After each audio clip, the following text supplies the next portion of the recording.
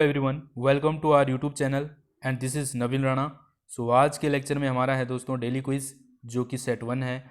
इसमें जो मैं 10 क्वेश्चन आपके साथ डिस्कस करने वाला हूं, और 10 के 10 क्वेश्चन जो है यहाँ पे क्विज के रहने वाले हैं, ठीक है। और इसमें जो है प्रत्येक क्वेश्चन में आपको 4 ऑप्शन दिए जाएंगे। उनका जो सही आंसर देने के लिए आपको 10 सेकेंड का समय दिया जाएगा, ठीक है। 10 सेकेंड का समय। आपको इसको कैसे करना है दोस्तों, आपके पास एक पेन और एक पेपर होना ज़रूरी है, ठीक है। एक पेन और पेपर आपके पास होना चाहिए।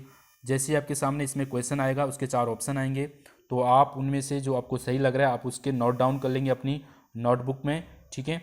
और उसके बाद जो है उस क्वेश्चन का मैं सही आंसर आपको बताऊंगा और उससे जुड़ी हुई सारी जानकारी भी आपको दूंगा। तो ऐसे ही आपको जो है सारे क्वेश्चन के साथ करना है। उसके बाद लास्ट में आपको आपके कितने सही आए हैं वो आपको मुझे कमेंट करके बताना है। लास्ट में 10 में से आपके कितने मार्क्स आए हैं, क्लियर हैं। तो इस तरीके से बिल्कुल ये 10 मिनट का वीडियो रहने वाला है, और इसमें जो आपको लास्ट में लगेगा कि आपने यहाँ से कुछ हासिल किया है आज, ठीक है। और जो है दोस्तों डेली जो है 9 बजे रात को ये मैं क्विज़ आपको इसमें अपलोड कर दूंगा, तो 9 बजे आप इस क्विज़ को ज़रूर देखें, ठीक है। बहुत ही इंपॉर्टेंट आपके एग्ज़ाम के लिए रहने वाला है, ठीक है। तो शुरू करते हैं आज का क्विज़। पहला क्वेश्चन हमारे सामने ये रहा। वर्ष 1917 में महात्मा गांधी द्वारा चंपारण में कौन सा आंदोलन शुरू किया गया, ये आपको बताना है, ठीक है। तो चलो जल्दी से बता दीजिए। सत्याग्रह, असहयोग आंदोलन, भारत छोड़ो आंदोलन या स्वदेशी आंदोलन, ठीक है। तो 1917 में, अगर आपको पता होगा, 1917 में महात्मा गांधी द्वारा चंपारण का सत्याग्रह चलाया गया, ठीक है। तो option number A is the right answer of this question, ठीक है। तो अगर हम बात करें असहयोग आंदोलन, तो असहयोग आंदोलन आपको याद रखना है दोस्तों 1920, ठीक है। 1920 में असहयोग आंदोलन चलाया गया, ठीक है। भारत छोड़ो आंदोलन कब चलाया गया, तो 1942 आपको याद रखना है, 1942 में भारत छोड़ो आंदोलन चलाया गया, ठीक है। स्वदेशी आंदोलन 1905 आपको याद रखना है, ठीक है।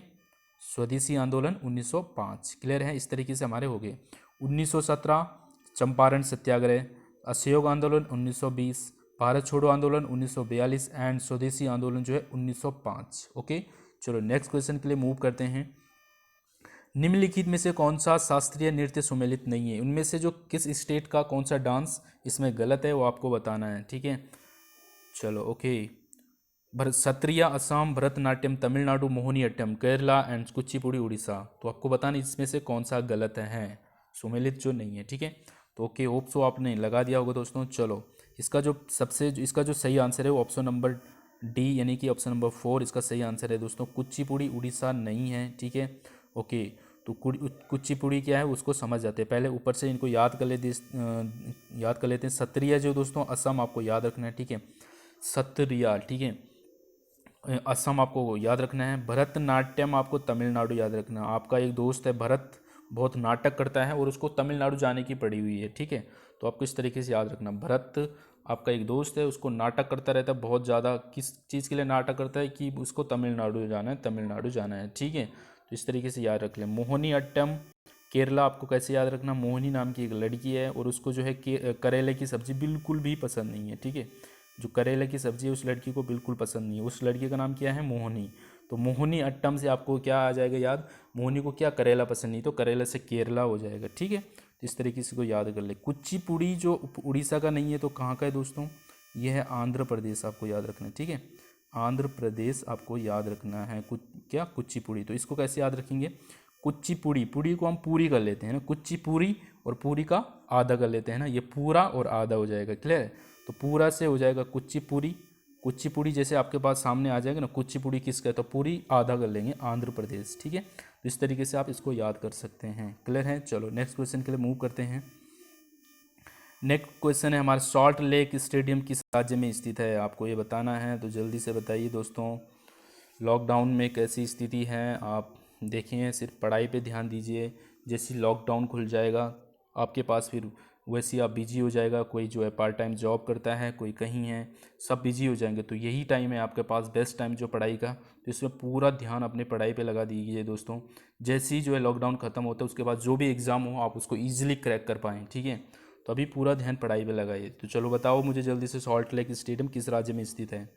सॉल्ट लेक स्टेडियम जो है दोस्तों Kolkata is the right answer, इसको आपको याद रखना है। सॉल्ट लेक कोलकाता याद रखना है। इसके अलावा जो है ईडन गार्डन आपको याद रखना है, ठीक है। ईडन गार्डन स्टेडियम भी दोस्तों कोलकाता में ही है, ठीक है। ईडन गार्डन कहाँ है, कोलकाता ही याद रखना है। इसके अलावा अगर मैं बता दूं दोस्तों, वानखेड़ा भी आपको याद रखना है। क्या है, वानखेड़ा स्टेडियम, ठीक है। वानखेड़ा स्टेडियम कहाँ है, ये है मुंबई, आपको याद रखना है, ठीक है। मुंबई में वानखेड़ा स्टेडियम। फिरोज शाह कोटला, अगर आपसे पूछा गया कोटला, फिरोज शाह कोटला, तो ये कहाँ है, दिल्ली में है, ठीक है। अगर आपसे पूछा जाए चिन्ने स्वामी स्टेडियम, चिन्ने स्वामी, ठीक है, तो ये है बेंगलुरु में। तो ये सारे साथ साथ नोट डाउन करते रहिए, ठीक है। चलो ओके, नेक्स्ट क्वेश्चन के लिए मूव करते हैं। भारत के राष्ट्रपति के पद के लिए कौन शपथ दिलाता है, जल्दी जल्दी बताइए दोस्तों, कौन शपथ दिलाता है राष्ट्रपति को। भारत के गवर्नर जनरल, भारत का मुख्य न्यायाधीश, भारत के प्रधानमंत्री या भारत के उपराष्ट्रपति। राष्ट्रपति को शपथ कौन दिलाता है, बहुत ही इंपॉर्टेंट क्वेश्चन है। तो इसका जो सही आंसर हो जाएगा दोस्तों, हो जाएगा ऑप्शन नंबर बी, भारत के मुख्य न्यायाधीश, चीफ जस्टिस ऑफ इंडिया जो है प्रेसिडेंट को शपथ दिलाता है। क्लियर है, तो ये आपको याद रखना है, बहुत ही इंपॉर्टेंट क्वेश्चन है। नेक्स्ट क्वेश्चन के लिए मूव करते हैं। निम्नलिखित में से कौन सी झीलें उनके स्थान सुमेलित नहीं है, इनमें से कौन गलत है आपको ये बताना है, ठीक है। जैसे कि लोनार जो झील है गुजरात में, लोनार झील गुजरात, चिल्का आंध्र प्रदेश, लोकटक मणिपुर और रूपकुंड उत्तराखंड, कौन कौन गलत हैं। तो होप सो आपने लगा दिया होगा दोस्तों। तो इसका जो सही आंसर ऑप्शन नंबर ए है। देखो लोनार झील जो है ये गुजरात में नहीं है, और ऑप्शन नंबर बी चिल्का झील भी जो है आंध्र प्रदेश में नहीं है। तो इसका आंसर जो हो जाएगा ए और बी हो जाएगा, ठीक है। तो लोनार झील अगर गुजरात में नहीं है तो कहाँ है, तो ये है दोस्तों महाराष्ट्र में, ठीक है। बहुत बार पूछी जाती है ये लोनार झील, ठीक है। लोनार झील आपको महाराष्ट्र रखना है याद। और चिल्का झील कहाँ है, तो चिल्का झील आपको याद रखना है दोस्तों, क्या, उड़ीसा, ठीक है। चिल्का झील उड़ीसा। और लोकटक आपको मणिपुर याद रखना है। रूपकुंड, जो भी कुंड कुंड पूछी जाती है ये सारे हमारे उत्तराखंड में ही हैं। क्लियर हैं, तो डन हो गए यहाँ से। बहुत ही इंपॉर्टेंट झीलें हैं ये सारी, लोनार झील महाराष्ट्र, चिल्का उड़ीसा, लोकटक मणिपुर और रूपकुंड उत्तराखंड। चलो ओके, नेक्स्ट क्वेश्चन के लिए मूव करते हैं। जापान की मुद्रा बतानी है आपको, जापान की करेंसी क्या है वो आपको बतानी है, ठीक है। डॉलर, यूरो, येन या पाउंड, जल्दी से बताइए। तो इसका जो सही आंसर है वो है दोस्तों येन इज़ द राइट आंसर, ठीक है। जापान की मुद्रा है येन। और इसका जो कैपिटल है दोस्तों, जापान की कैपिटल क्या है, राजधानी, तो आपको याद रखना है क्या है, टोक्यो, ठीक है। टोक्यो जापान की राजधानी है, ठीक है। चलो ओके, नेक्स्ट क्वेश्चन। टोडरमल किस मुगल सम्राट के प्रसिद्ध राजस्व मंत्री थे, टोडरमल के बारे में बताया है। टोडरमल किस मुगल सम्राट का प्रसिद्ध राजस्व मंत्री था, शाहजहां, बहादुर शाह, जफर, अकबर, औरंगजेब। तो ओके, हिस्ट्री का क्वेश्चन है, बहुत अच्छा क्वेश्चन है। तो आपको बता दिया होगा आपने, इसका जो सही आंसर है वो अकबर, आपको याद रखना है। अकबर के जो 9 रत्न में से एक टोडरमल भी है दोस्तों, तो यही इसके प्रसिद्ध राजस्व मंत्री रहे, ठीक है। चलो नेक्स्ट क्वेश्चन के लिए मूव करते हैं। 1917 के कांग्रेस के कलकत्ता अधिवेशन में अध्यक्ष कौन था, आपको बताना है। बहुत ही इंपॉर्टेंट क्वेश्चन है, अच्छा क्वेश्चन भी है, ठीक है। सरोजनी नायडू, एनी बेसेंट, श्रीमती कमला गांगुली, इनमें से कोई नहीं, ठीक है। तो इसका जो सही आंसर है वो है एनी बेसेंट, आपको याद रखना है। 1917 के कांग्रेस के कलकत्ता अधिवेशन की अध्यक्षता किसने की थी, एनी बेसेंट ने, ठीक है। इसके अलावा जो है सरोजनी नायडू का अगर आपको याद रखें तो 1925 आपको याद रखना है, क्या रखना, 1925 में कौन सा, कानपुर अधिवेशन, कानपुर अधिवेशन, ये भी बहुत बार पूछा गया दोस्तों एग्जाम में। कानपुर अधिवेशन आपको याद रखना है कब, 1925, कौन इसके अध्यक्ष जो हो सरोजनी नायडू, आपको याद रखना है। 1925 कानपुर अधिवेशन, और कलकत्ता अधिवेशन 1917 एनी बेसेंट। क्लियर है, चलो नेक्स्ट क्वेश्चन के लिए मूव करते हैं। ये रहा, हाइपोकैलेमिया रोग की कमी से, किसकी कमी से होता है हाइपोकैलेमिया, जल्दी से बताइए। कैल्शियम, आयोडीन, पोटेशियम या लोहा। हाइपोकैलेमिया, जो हाइपोकैलेमिया होता है दोस्तों वो होता है पोटेशियम की कमी से। हमारे शरीर में जब पोटेशियम की कमी हो जाती है ना तो हाइपोकैलेमिया टाइप का रोग हो जाता है, ठीक है। चलो नेक्स्ट क्वेश्चन। मद्रास में किसने रैयतवाड़ी प्रणाली की शुरुआत की, रैयतवाड़ी, रैयतवाड़ी बोलो या रैयतवाड़ी प्रणाली की शुरुआत की, आपको बताना है। Lord Wellesley, sir Thomas Munro, Lord Hastings या लॉर्ड कोनामारा।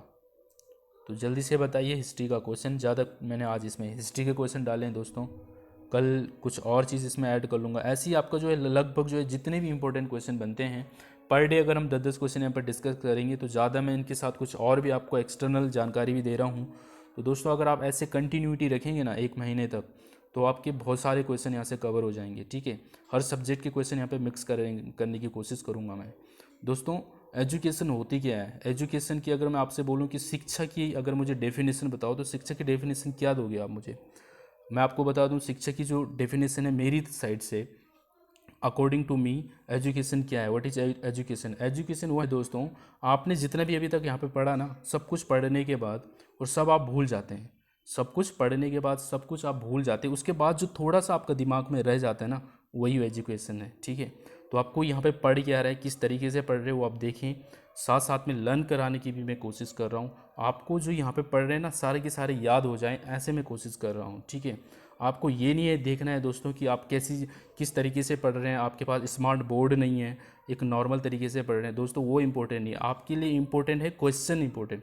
अगर आपके एग्जाम में एक छोटी सी जगह से, छोटी सी बुक से ही आपका पढ़ा हुआ क्वेश्चन आपके एग्जाम में आ जाता है, तो वही आपके लिए बेनिफिट रहने वाला है। ठीक है, तो इस तरीके से जो आप पूरी कंटिन्यूटी के साथ रहे दोस्तों, आपको उम्मीद, मैं यहाँ से आपको उम्मीद दिलाता हूँ कि आपको अच्छा ही आपके एग्ज़ाम के लिए रहने वाला है ये। ठीक है, तो इस क्विज को ज़्यादा से ज़्यादा शेयर भी करते रहें। तो इसका आंसर बताओ मुझे जल्दी से, रैयतवाड़ी प्रणाली की जो शुरुआत की थी वो किसने की थी? तो इसका जो सही आंसर है वो है सर थॉमस मुनरो, इसका सही आंसर है। ठीक है, इसके अलावा मैं बता देता हूँ ये रैयतवाड़ी का मतलब क्या है, और इसके अलावा कुछ और भी इससे रिलेटेड थी तो वो भी मैं बता देता हूँ। ठीक है, इसके लिए आपको एक याद रखना है, स्थायी बंदोबस्त। क्या रखना है? स्थायी बंदोबस्त आपको याद रखना है, स्थायी बंदोबस्त। इसके अलावा आपको दूसरा याद रखना है रैयतवाड़ी, ये हो गया। और तीसरा आपको याद रखना है महालवाड़ी।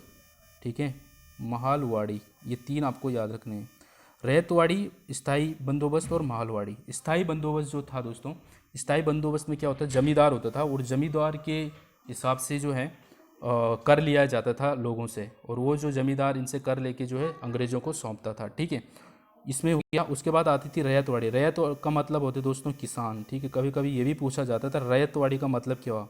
इसका मतलब होता है किसान। इसमें किसान जो है डायरेक्ट जो है, इसमें क्या होता था, स्थायी बंदोबस्त जो जमींदार थे ना, वही जो है अमीर बनते जा रहे थे, उनकी बड़े बड़े कोठियाँ बनने लगी थी, क्योंकि ये क्या करते थे, जो किसानों से ज़्यादा कर लेते थे और अंग्रेज़ों को उतना ही देते थे जितना उन्होंने मांगा होता था। ठीक है, और ये एक्स्ट्रा लेके जो अपने आप बनाते, तो इसलिए जो है सर थॉमस मुनरो ने जो क्या किया, किसान से डायरेक्ट कर लेना शुरू करा। ठीक है, रैयतवाड़ी प्रणाली में। और महलवाड़ी का मतलब क्या होता है दोस्तों, इसमें जो होता है, जो छोटे छोटे कस्बे होते हैं ना गाँव के, मतलब ग्रुप बना के कुछ परिवारों को साथ करके, ऐसे में उनसे जो है कर लेना शुरू किया। तो इस तरीके से ये चीज़ें हैं। क्लियर है दोस्तों? तो इसमें जो आज के लिए हमारे 10 क्वेश्चन यहाँ पे कंप्लीट होते हैं। तो मुझे बताइए दोस्तों ये आपको कैसे लगी है क्विज़, और आपके जितने सही आंसर आए मुझे कमेंट करके ज़रूर बताएं। क्विज़ आपको कैसा लगा ये ज़रूर मुझे कमेंट करके बताएं। और कल भी जो है दोस्तों सेम 9 बजे आपको यहाँ पे आना है। आपके सामने ये 10 क्वेश्चन होंगे। कल बहुत अच्छे अच्छे क्वेश्चन डालने की कोशिश करूँगा। मुझे कमेंट ज़रूर करें ताकि मुझे भी मोटिवेशन मिले और मैं ज़्यादा से ज़्यादा मेहनत करूँ आपके लिए और अच्छे अच्छे क्वेश्चन लाऊँ। और अगर आप चाहते हैं कि ये ज़्यादा बढ़ाऊँ, 10 क्वेश्चन से ज़्यादा रखें, तो मैं ज़्यादा भी कर दूंगा दोस्तों। पर प्लीज़ मुझे कमेंट करके बताएं, और वीडियो आपको कैसा लगी वो भी बताएं। साथ साथ में लाइक करें, कमेंट करें, वीडियो को ज़्यादा से ज़्यादा शेयर करें, और जिसने सब्सक्राइब नहीं किया है तो सब्सक्राइब भी ज़रूर करें। ठीक है, थैंक्स फॉर वॉचिंग। मिलते हैं कल 9 बजे। Thank you for